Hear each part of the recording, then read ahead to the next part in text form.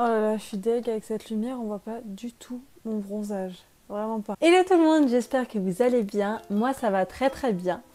Aujourd'hui on se retrouve pour une vidéo qui sort un peu du développement perso. Quoique le développement perso, il y a un peu tout qui rentre dedans, donc bon.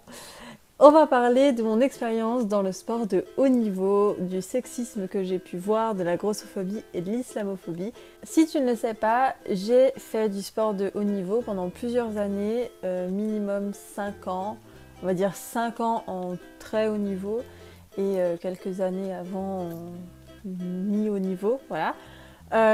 J'ai arrêté en troisième et je faisais de la gymnastique artistique féminine, donc avec les agrès, à environ 30 heures par semaine, en plus des cours. Et j'étais dans un centre régional en fait, donc en Alsace. Et ça se passait plutôt bien, à part que je me suis cassé le genou et l'épaule. On adore. Maintenant en fait, même si j'ai arrêté la gym parce que je n'en peux plus, je continue à juger des compétitions, donc un peu comme les arbitres, tu vois. Du coup, on va commencer par mes expériences de grossophobie, parce que je pense que c'est le truc qu'on voit le plus dans le sport de haut niveau, et notamment la gym. Oui, j'adore. Et j'en ai vécu, alors que tu pourrais te dire que je ne suis pas grosse, ce qui est le cas. Donc là, c'est vraiment dans le haut niveau et pas dans la gym en général, forcément, quoique tu verras que si, quand même un peu. La grossophobie commence déjà quand tu as un poids normal, tu vois. Tu vis déjà de la grossophobie. Alors, les personnes qui sont réellement grosses, déjà t'es pas dans le sport de haut niveau en gym. Tu peux pas l'atteindre. Je vais t'expliquer pourquoi. Alors, première anecdote, c'est que j'ai fait des régimes depuis l'âge de 8 ans. Si pas avant, peut-être 7 ans, je sais pas. En tout cas, j'ai fait des régimes depuis très très très très tôt, alors que j'étais comme ça. C'est-à-dire que là, à l'heure actuelle, je suis grosse pour la gym. Voilà, c'est trop. Mais à 8 ans, je peux te dire que je n'avais pas, j'avais les os.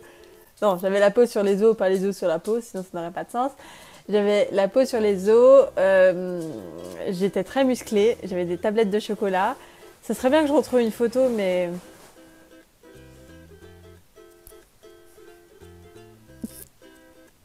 je crois pas que je retrouverai de photos, mais bon, je n'avais pas fait ma puberté, rien du tout, donc tu imagines bien que j'étais toute mince.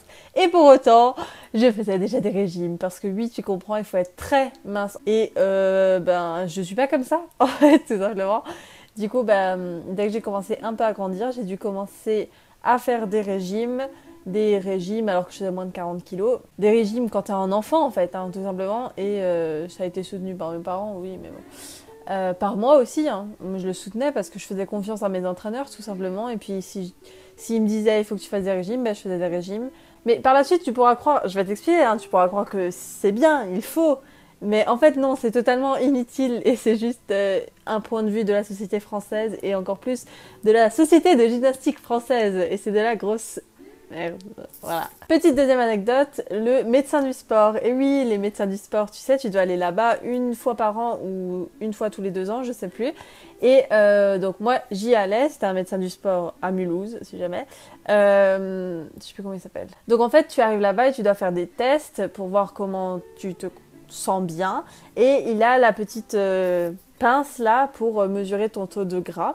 Donc il faut savoir que je suis allée là-bas et j'avais perdu 2 kilos. Donc j'étais extrêmement contente. J'étais là, ouais, la première année où il va pas me faire chier. J'étais trop contente. Euh... Fallait pas trop rêver, hein. Donc t'as des tests de sport, de souffle et tout ça, mais aussi ton poids. Et en fait, t'as une grille normalement dans laquelle tu es censé rentrer dans ton taux de gras qui existe un peu pour la société en général, qui est plutôt cool, mais pour le sport de haut niveau, tu as une grille, spécifiquement je pense pour la gym, je m'y connais pas vraiment, mais je pense qu'il y en a une spécifique pour la gym, parce que je pense que tu n'attends pas la même chose de masse corporelle pour la gym que pour le judo par exemple, je crois pas. Du coup, ben, tu as une grille où tu sais, les kilos ils sont encore plus bas, hein. Et j'ai eu, pour te dire, j'ai eu des filles dans mon équipe qui ne rentraient même pas dans la grille pour les gymnastes, tellement elles étaient minces. C'est-à-dire que déjà, c'est censé être une grille plus mince, mais elles étaient tellement minces qu'elles rentraient même pas dans la grille. Et moi, j'entrais pas dans la grille dans l'autre sens. Et il m'a pincé le ventre. Est-ce que j'avais du ventre en ce moment-là? Pas vraiment, hein. Il a pincé, ça a fait genre ça. Et il m'a dit, là, tu pourrais perdre au moins 1 voire 2 kilos rien que dans ton ventre, hein. J'avais envie de dire, mec, si je perds 1 ou 2 kilos dans mon ventre, je n'ai plus de ventre. Alors, toujours dans les régimes, ça c'était un peu plus tard, je devais être en 4e, je dirais. On me faisait faire des régimes une semaine avant la compétition, donc une semaine avant des championnats de France par exemple, parce qu'il fallait que tu sois à fond, fallait que tu sois au mieux tout simplement. Et donc on me faisait faire des régimes qui me faisaient perdre 3 kilos en une semaine. Alors 3 kilos en une semaine sur quelqu'un de gros, ça peut passer. Sur quelqu'un qui est déjà mince, en fait j'étais pas mince, mais j'étais très musclée. Je faisais à cette époque 1m54 pour 56 kilos. Donc tu peux croire que c'est beaucoup, mais j'avais vraiment beaucoup de muscles. J'avais quand même des fesses, des seins et tout ça parce que j'avais mon corps d'adulte tout simplement. Aujourd'hui par exemple je pèse moins, mais j'ai beaucoup moins de muscles. Ça n'a rien à voir. Genre vraiment j'étais taillée en V. Pour te dire, j'ai perdu en tour d'épaule, juste en arrêtant, j'ai perdu plus de 20 cm en tour d'épaule. Je peux te dire que tu commences le régime le lundi, le jeudi, tu tombes dans les pommes. C'est-à-dire que le jeudi, tu n'es même pas capable de faire l'entraînement. Et tu le sais très bien, on te prévient avant, tu ne seras pas capable de faire l'entraînement jeudi, normalement tu seras morte. Et c'est vrai, je suis même pas capable de courir un tour de praticable, donc le sol. Donc tu peux penser que c'est bien parce que oui, c'est sûr que quand tu as 3 kilos en moins, quand tu fais des lâchers de barre, enfin des choses comme ça où tu es dans l'espace, où ton poids il peut être multiplié jusqu'à 8, eh ben, tu fais 3 kg x 8, voilà, tu te sens beaucoup plus légère, tu sautes beaucoup plus haut et tout ça. Mais tes repères changent du tout au tout. Et tes repères qui changent 3 jours avant la compétition du championnat de France, c'est pas forcément le mieux. Alors t'as l'impression que t'exploses, tu sautes hyper haut, oui, mais après dans comment tu dois tourner, faire des rotations et tout, là, c'est compliqué, parce que t'as plus le même corps, quoi, il a changé tellement vite. Petite anecdote encore, j'ai perdu ces 3 kilos, je crois que c'était mon dernier championnat, je suis même pas sûre. Mon avant-dernier peut-être. J'ai perdu ces 3 kilos, j'arrive à la compète et je faisais encore partie des plus grosses. Oui! À quoi ça a servi? Je ne sais pas. J'étais là, ouais, je me sens trop bien dans mon juste corps et tout. Et quand j'ai vu les autres, j'étais là, oh. Bon, je suis toujours grosse. D'ailleurs, tu imagines bien que j'ai beaucoup complexé sur mon poids, énormément. Et puis quand tu fais 30 heures de sport par semaine, tu te dis pas, j'ai juste à faire du sport et je vais perdre du poids. Tu sais que tout est dans l'alimentation et l'alimentation n'était pas forcément la meilleure. Et puis même, c'est dur, je pense, d'avoir à cet âge-là une bonne alimentation, alors que maintenant, j'ai pas du mal à avoir une bonne alimentation. Puis c'est une alimentation très... tu sais, par exemple, quand je suis devenue végane, mon ancien entraîneur, il m'a dit t'auras pas assez d'apport. Bon, j'ai dû lui expliquer que si, et je crois que... Alors que j'adore mon entraîneur, hein, vraiment, s'il passe par là, je l'adore. C'était mon entraîneur préféré de tous les temps. Mais voilà, pour te dire qu'il n'y a pas forcément de l'information partout, alors que c'est des gens qui sont censés prendre soin de toi et dont... Tu sais, c'est des gens, tu leur donnes toute leur confiance et tu leur donnes ton corps, entre guillemets, la responsabilité de ton corps, on va dire. Tu leur fais confiance, quoi, les yeux fermés. Et d'ailleurs, plusieurs fois, ça m'a porté préjudice, comme pour mon épaule qui, à cause de mon ancien entraîneur, bon, pas lui, l'autre, elle a fait en sorte que maintenant j'ai mal à la vie, tu vois. Bref, ça c'est encore une autre histoire. En fait, on devait se peser toutes les semaines, on était à chaque fois très stressés, on allait faire 3 petites gouttes de pipi en espérant qu'on ait 200 grammes en moins sur la balance. Chose que si tu te rends un peu bien compte, ça ne veut absolument rien dire, quoi. Et donc, à la fin de l'année, on fait un bilan. Et ce bilan-là, j'avais pris 7 cm et 8 kg, ce qui est quand même assez raisonnable, je trouve, pour quelqu'un qui est en croissance. Eh ben non, c'était pas le cas, parce que j'aurais dû prendre 7 cm et 0 kg, ce qui était un peu impossible. Du coup, preuve encore que je me suis bien fait gueuler dessus pour quelque chose qui est censé être normal. Va chercher l'erreur. Dernière anecdote de grossophobie, et la meilleure pour la fin. En fait, j'ai fait des sélections pour entrer en pôle France. Enfin, pas en pôle France, en pôle tout court. Parce qu'après, il y a le pôle France, je crois. Je me souviens plus. En gros, pour rentrer en pôle, j'ai fait des sélections. Alors, comment t'expliquer? Il y a, en gros, le loisir, les petites compétitions, les petits clubs et tout. Puis, le truc d'au-dessus, c'est les centres régionaux, là où j'étais. Et puis, les trucs d'au-dessus, c'est les pôles. Et après, je crois que tu as les pôles France. Je me souviens même pas. Voilà, donc en gros, si tu rentres en pôle, tu dédies ta vie à la gym et tu as encore plus les horaires de cours aménagés. Même si moi, j'en avais déjà. Là, c'est vraiment genre, tu as 2 heures de cours par jour, pardon. Et le reste, c'est de la gym. Pour te dire, moi, à mon niveau, le mercredi, je faisais déjà 7 heures de gym dans la journée. Et c'était pas encore un pôle. Donc voilà. Là, t'es beaucoup plus suivi, t'as une équipe médicale et tout avec toi. Enfin voilà. T'es destiné à aller en équipe de France. Bref, du coup, j'ai fait ces sélections et je faisais partie de la meilleure, voire j'étais la meilleure avec une de mes copines qui était aussi dans mon club à moi. On était les deux meilleures. À elle, on lui a dit qu'on ne la garderait pas parce qu'elle était trop grande. Elle était un peu plus grande que moi. Ah, à quel moment ça pose problème? On est tellement fixés comme ça, c'est n'importe quoi. Alors tu pourrais dire oui, c'est vrai qu'au basket, vaut mieux être grand pour savoir jouer du basket. Mais excuse-moi, quelqu'un de petit qui sait jouer au basket, il sait jouer au basket. Tu vois? Je veux dire, c'est la performance qui doit compter et non pas juste ta taille ou des choses comme ça. Après, je comprends que par exemple dans les combats de boxe ou des trucs comme ça, je sais pas, on doit faire en fonction du poids parce qu'il faut avoir une certaine équité en face de nous et égalité. Mais là, c'est pas le cas. Là, on cherche juste ta performance. Du coup, à partir du moment où tu as du talent, ben laisse-toi avoir du talent. Et pour te dire et pourquoi je trouve que c'est pas bien. Alors attends, d'abord je vais dire moi, pourquoi ils m'ont pas prise? Ils m'ont dit vous êtes trop grande et trop grosse. Alors, trop grande, j'étais pendant ma période de croissance. Je faisais exactement la même taille qu'aujourd'hui. S'ils me voyaient aujourd'hui, je fais 1m54. Ah, j'ai pas continué à grandir. Oh, non, non, non, j'ai arrêté ma croissance en 5e. Donc bon, tant pis ou tant mieux pour moi. J'ai eu la vie que j'ai maintenant et que j'apprécie. Donc voilà. Mais bon, je veux dire, pour te dire, les critères, c'est vraiment de la merde parce qu'au final, je fais 1m54 et je suis la plus petite autour de moi, quoi, tu vois. Bref, et trop grosse, bah oui, comme d'hab, hein, comme si j'avais pas l'habitude.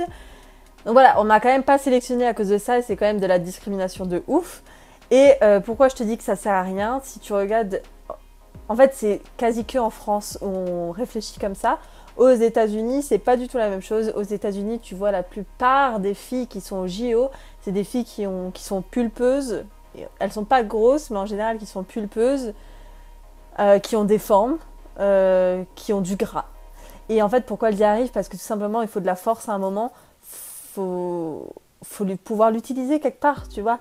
Et avoir de la masse, eh ben, ça aide aussi. Quand tu dois taper sur des tremplins, eh ben, être toute mince, c'est pas ce qui t'aidera le plus forcément. Pareil au sol. Après, si tu as assez de muscles pour pouvoir te soulever et faire ce que tu as besoin de faire, où est le problème? Et tu vois, aux États-Unis, on pense pas du tout pareil. On est en mode, peu importe l'âge que tu as, peu importe le poids que tu fais, à partir du moment où tu as atteint le niveau, eh ben, c'est que tu as le niveau et tu peux faire ce que tu veux après. Et si tu dois faire les JO, tu feras les JO. En France, c'est tellement sélectif. C'est encore un autre sujet, mais tu dois faire certaines choses à un certain âge. Tu dois avoir un certain poids à un certain âge, une certaine taille à un certain âge. Et en fait, on te casse. Et c'est pour ça que à la fin, il y en a très peu qui restent. Ceux qui arrivent à aller au JO en France, franchement, elles ont un bon niveau pour la France, mais par rapport aux États-Unis ou par rapport aux autres, on est nuls. Mais nuls. Mais parce que celles qui restent, en fait, c'est celles qui ont eu la chance de rien se casser, qui ont été assez minces, qui ont été assez petites, enfin, des critères qui ne servent à rien, tu vois. Et bref, on a une méthode de travail qui est totalement nulle. Donc bon, juste pour dire, ça ne sert à rien, il n'y a rien qui justifie la grossophobie, donc ça montre bien que c'est de la grossophobie, tu vois. C'est pas juste une question de faut être plus performant. Alors, faut que tu saches que cette grossophobie, elle existe partout. Elle existe de la part des entraîneurs. Combien d'entraîneurs j'entends dire ah, elle n'a pas le profil, elle pourra pas être une grande gymnaste, alors que la meuf, elle est en train de te montrer qu'elle y arrive, tu vois. Oh ben non, elle, c'est pas possible. Et du coup, je pense que même inconsciemment, on les aide moins, les gens qui sont plus gros, parce que ben, on se dit, elle va pas y arriver. N'importe quoi. Moi, maintenant, en tant que juge, je le vois. Il y a des juges qui jugent. Il y a des juges qui disent, ah, celle-là, elle est grosse, ah, celle-là, nanana, ah, celle-là, nanana. Et ça, en fait, il faut se poser la question, est-ce que même le jugement, il est impartial à partir de ce moment-là? Et donc, j'en entends de la part des entraîneurs et de la part des juges. Donc, c'est vraiment partout. Et de la part des responsables aussi. Des responsables de la gym, ça, tu l'entends bien. Hein. Alors, cette vidéo est longue, je suis vraiment désolée. Mais on va passer maintenant au sexisme. Alors, aux choses qui me touchent actuellement, la première chose, c'est les poils et les soutifs. Alors ça fait je crois 3 ans ou 4 ans que je juge. Ouais, peut-être 4 ans que je juge. Et avant ça, j'avais pas mes poils du coup. J'ai fait la transition et je portais des soutifs. Et je venais en débardeur blanc. Il faut qu'on ait un haut blanc et un bas noir. Je venais en débardeur blanc et en bas noir en fonction de la saison. On ne m'a jamais fait aucune réflexion. Zéro, niet. Jusqu'au jour où je ne suis pas épilée et j'ai pas de soutif. Alors on m'a laissé quelques compétitions comme ça jusqu'à ce que j'arrive à commencer à juger des compétitions qui étaient plus importantes, qui n'étaient pas juste départementales mais peut-être régionales ou quoi et avec un niveau un peu plus élevé. Oh, on va aller voir la maman de Déborah qui est aussi entraîneur de gym. Donc on va aller la voir et lui dire non, non, non, c'est pas possible, votre fille, il faut qu'elle vienne habiller autrement, qu'elle ait les épaules couvertes. Donc les soutifs, ils peuvent rien dire évidemment, mais bon, qu'elle ait les épaules couvertes pour qu'on voit pas mes poils. On est quand même allé engueuler ma mère au lieu de me le dire directement à moi, sous menace de tu ne jugeras plus. Voilà, tu ne jugeras plus. Alors on peut se dire oui, mais c'est normal, faut être professionnel. Faut être bien habillé, nanana. Mais la question c'est à quel moment avoir des poils n'est pas professionnel. Hein. Et on se dit que c'est pas professionnel parce que la société, tout ça, tu connais, c'est pas hygiénique soi-disant alors que oui, ça l'est même plus. C'est pas pour les femmes alors que toutes les femmes ont les poils. Bon, tout ça, j'ai fait des vidéos là-dessus que je te laisse là. Faut quand même savoir que les hommes non. Alors les hommes en général, les juges ont des chemises, mais les hommes qui font de la gym, personne ne les fait chier. Alors que demain, une gymnaste qui vient avec des poils et qui se présente avec des poils, je peux te le dire, les juges, elles vont pas être impartiales et je peux te le dire, elle va être vraiment moquée, tu vois. Alors, bon, pas de ma part, hein, évidemment, alors que les mecs, non. Quoique, j'ai encore entendu des juges femmes regarder des hommes plus loin avec des poils et quand même réussir à juger ce truc. Comme si elles avaient quelque chose à dire. Mais bon, ça, c'est encore la solidarité féminine, tout ça. Arrêter de piapiater sur tout le monde, ça, c'est encore compliqué du côté de certaines femmes, ce qui est vraiment dommage. On devrait vraiment plus se soutenir. Mais bon, en tout cas, on a quand même changé le règlement. En fait, on l'a pas changé, on l'a plus appliqué à cause de moi. Et donc, du coup, compétition d'après, ben, je viens avec t-shirt là. Il y a des femmes qui sont venues avec même pas le code couleur, même pas le bon code couleur. Et on voyait son soutif derrière dépasser et on voyait ses épaules.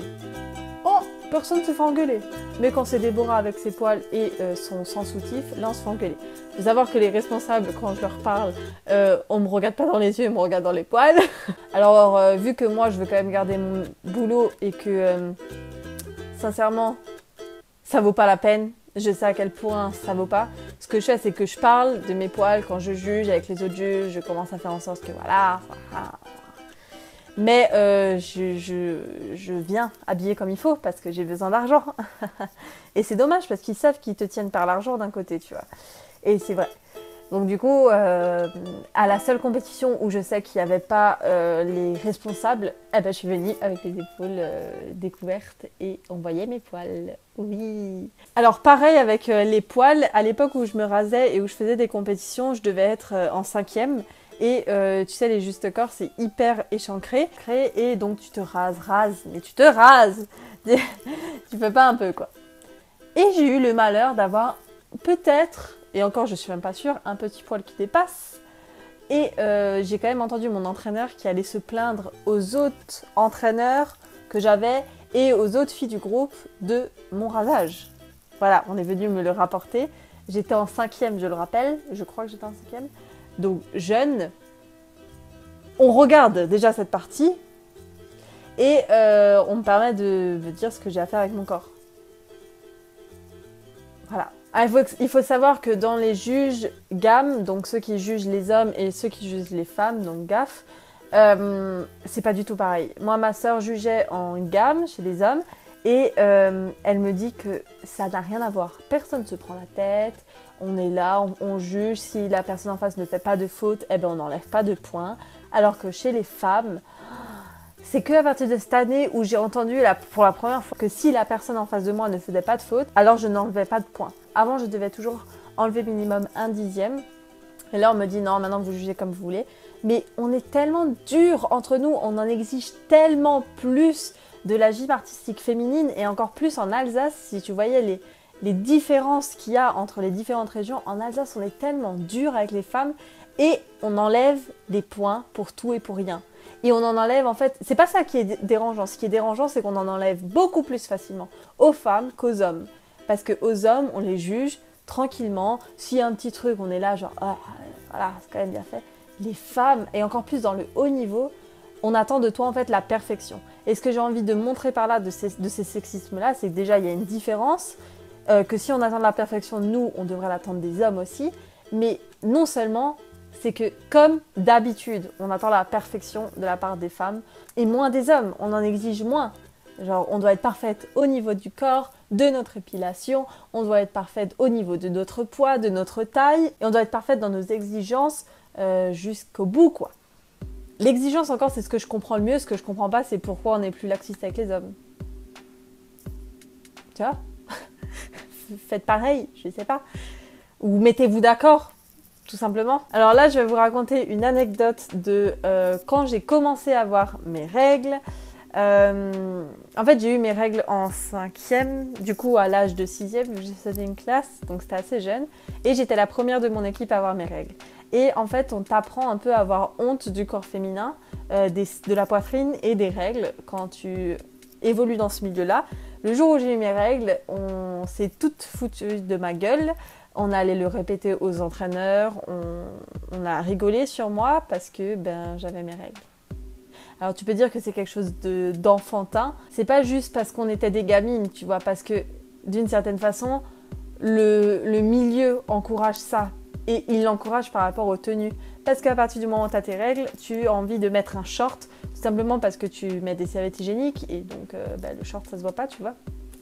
Et donc tout le monde le sait. Le jour où tu reçois tes règles, tout le monde le sait. Et donc tu es un peu la différence, surtout quand tu es jeune, et donc on te pointe du doigt. Et donc on a honte de notre corps, et on a honte d'avoir nos règles. Donc pour les autres, elles ont eu de la chance, elles ont quasi toutes eu leurs règles en même temps. Quand la première l'a eu, elles se sont toutes soutenues et elles ont toutes mis un short ensemble le même jour. Genre au moins t'as vu, c'était un challenge, genre on allait toutes mettre un short aujourd'hui. Bref, tant mieux pour elles, je suis vraiment contente qu'il y a de la solidarité entre femmes. Ce que je ne comprends pas, c'est qu'à l'époque où j'y étais, c'était pas le cas. Et pareil pour le soutif. Combien de fois on m'a dit, tu te prends pour qui pour mettre un soutif? Tu vois le contraste entre maintenant et avant. Maintenant on m'engueule parce que j'en mets pas. Avant on m'engueulait parce que je voulais en mettre alors que j'étais un petit enfant et qu'il fallait pas que je fasse genre comme les grandes alors que j'en avais soi-disant besoin, tu vois. Donc encore une fois, aie honte de ton corps, reste la plus mince, la plus petite et en fait la plus enfant possible. En gros, un peu avoir honte de son corps et en fait il faut que tu te rendes compte que le système y participe parce que cette histoire de short, c'est un truc que je comprends tellement pas. Déjà, les hommes ont un short. Alors qu'ils en ont pas forcément besoin, même si je peux comprendre, tu vois, avoir une petite boule qui fouille. Voilà, moyen. Mais les femmes aussi en ont besoin. Et c'est ça qu'il faut le comprendre, en fait. Les femmes en ont besoin parce que déjà, il y en a très peu qui se sentent à l'aise juste en juste corps sans short. La preuve est que combien de femmes, et je te parle plus de petites filles, de femmes s'entraînent en portant des shorts. Ça montre bien qu'on se sent plus à l'aise avec un short, tu vois. On n'a pas le droit, en fait. Le règlement fait qu'on n'a pas le droit. On va en compétition et on n'a pas le droit d'avoir ce short-là. Et si tu as tes règles, tu dois quand même prévenir les responsables juges que tu as tes règles. Limite, tu dois faire une lettre. L'entraîneur doit prévenir pour que tu aies le droit de porter un short et qu'on t'enlève pas de points. Parce que sinon, on t'enlève des points. Alors, c'est normal qu'on t'enlève des points quand tu ne respectes pas une tenue, mais la question, c'est plutôt pourquoi vous voulez pas qu'on porte de short? À quel moment ça fait chier? Et si tu me fais croire que c'est parce qu'on voit pas assez bien les jambes de la gymnaste pour savoir si elles sont tendues ou pas, je suis juge et je te le dis, on les voit très bien ces jambes. Ça ne change absolument rien et on voit aussi très bien si les fesses elles sont serrées ou pas. Enfin, c'est juste des excuses de merde qui n'ont pas lieu d'être en fait. En fait, ça commence à m'énerver, désolé, mais c'est vrai, ça m'énerve. Donc voilà, on doit quand même prévenir les gens et on entend quand même des fois t'as qu'à mettre un tampon. Mais t'as pensé à toutes les femmes qui n'arrivent pas à mettre un tampon, qui ne veulent pas mettre un tampon, qui n'ont pas envie de mettre un tampon? Personnellement, je n'arrive pas à mettre de tampon. Du coup, de toute ma carrière, j'ai eu de la chance. Jamais j'ai eu mes règles pendant une compétition. Je ne sais pas comment j'aurais fait. Parce que tampon, je n'y arriverai pas. Serviette hygiénique, oui. Mais il faut non seulement que je prévienne mon entraîneur homme que j'ai mes règles. On va parler de ça avec ton entraîneur, c'est pas forcément ce que tu as envie de faire. Et que lui prévienne les responsables juges. Et que tout le monde dans le public te regarde et sait que tu as tes règles. Alors tu peux dire, oui, mais on s'en fout. Oui, on devrait s'en foutre. Mais combien de femmes s'en foutent réellement? d'être cataloguée comme la meuf qui a ses règles. Regardez, elle doit mettre un short, elle a ses règles.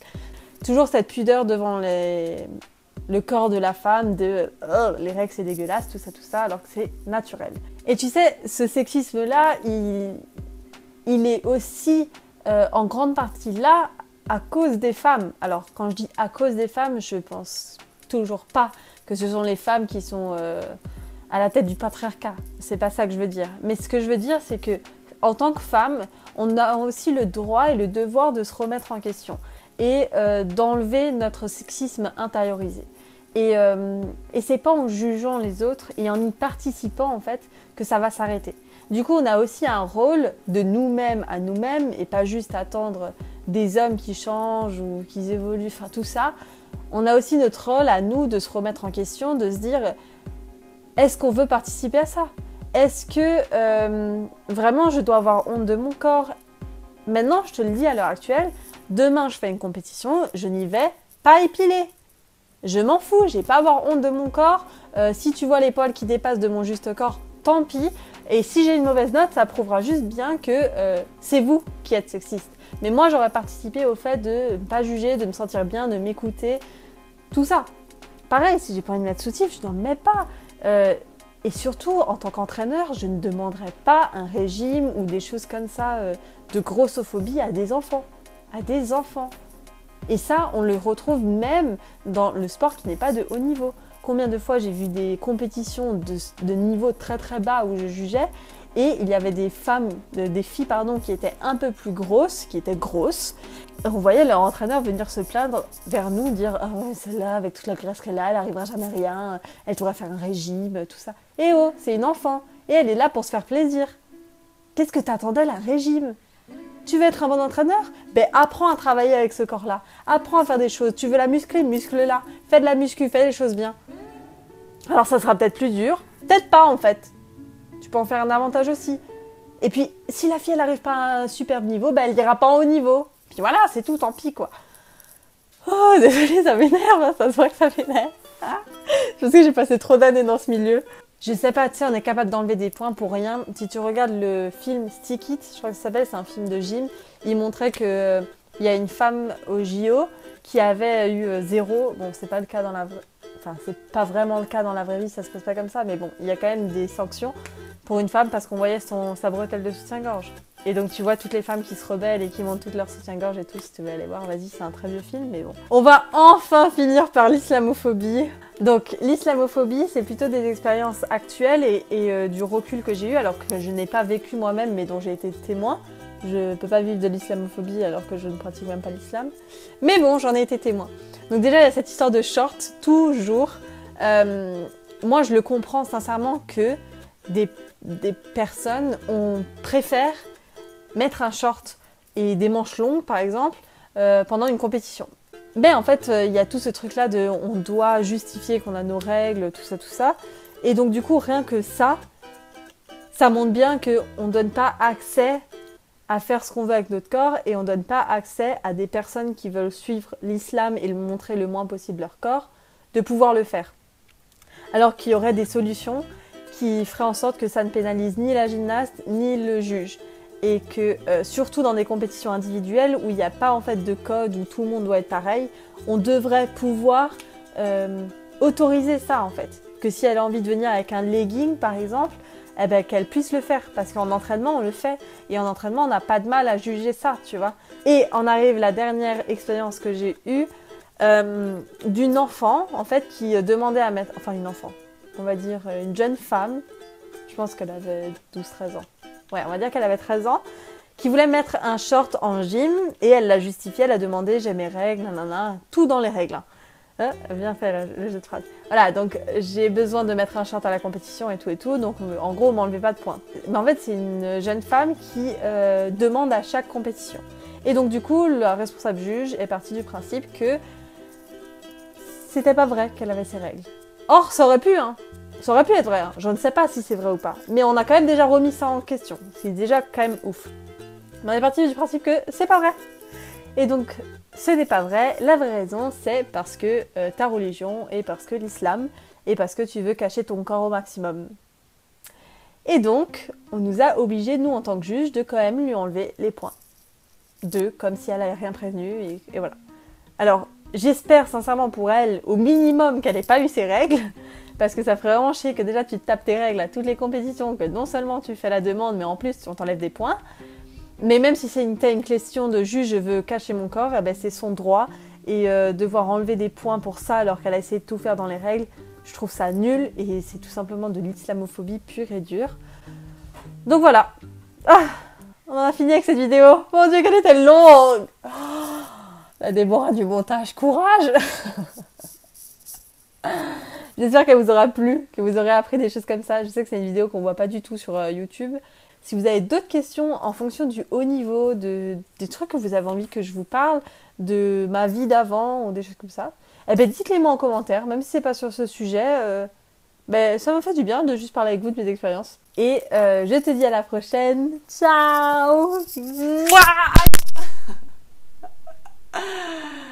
Oh là là.